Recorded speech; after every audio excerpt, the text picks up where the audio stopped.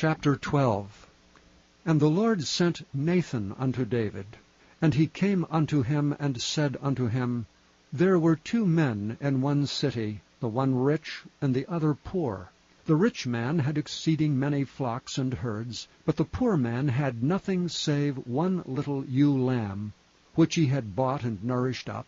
And it grew up together with him, and with his children. It did eat of his own meat, and drank of his own cup, and lay in his bosom, and was unto him as a daughter.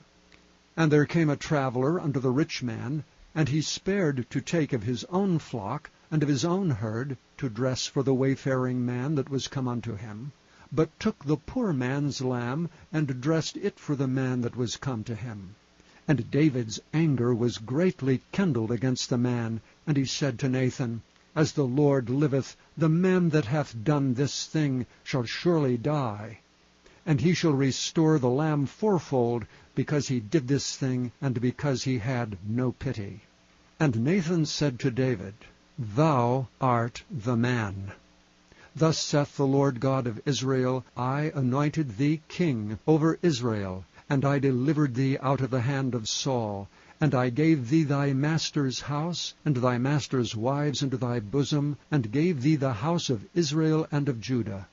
And if that had been too little, I would moreover have given unto thee such and such things.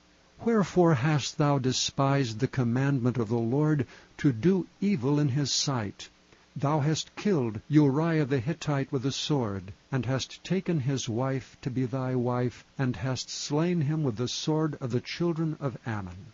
Now therefore the sword shall never depart from thine house, because thou hast despised me, and hast taken the wife of Uriah the Hittite to be thy wife. Thus saith the Lord, Behold, I will raise up evil against thee out of thine own house, and I will take thy wives before thine eyes, and give them unto thy neighbor, and he shall lie with thy wives in the sight of this sun. For thou didst it secretly, but I will do this thing before all Israel, and before the sun. And David said unto Nathan, I have sinned against the Lord. And Nathan said unto David, The Lord also hath put away thy sin. Thou shalt not die. Howbeit, because of this deed, thou hast given great occasion to the enemies of the Lord to blaspheme. The child also that is born unto thee shall surely die. And Nathan departed unto his house, and the Lord struck the child that Uriah's wife bare unto David, and it was very sick. David therefore besought God for the child, and David fasted, and went in, and lay all night upon the earth. And the elders of his house arose, and went to him to raise him up from the earth, but he would not, neither did he eat bread with them. And it came to pass on the 7th day, that the child died. And the servants of David feared to tell him that the child was dead, for they said, Behold, while the child was yet alive we spake unto him, and he would not hearken unto our voice. How will he then vex himself, if we tell him that the child is dead? But when David saw that his servants whispered, David perceived that the child was dead. Therefore David said unto his servants, Is the child dead? And they said, He is dead.